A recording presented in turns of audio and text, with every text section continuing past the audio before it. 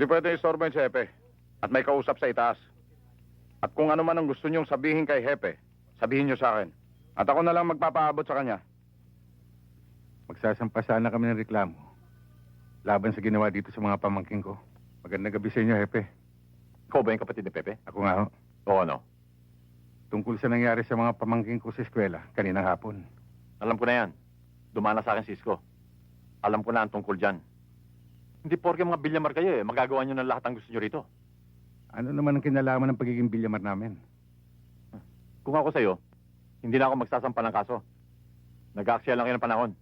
Tara. Braulio, Oo. hindi ba mga bilyamar yan?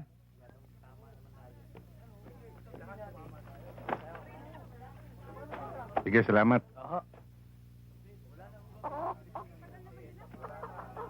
Tara, magalis tayo ng malas.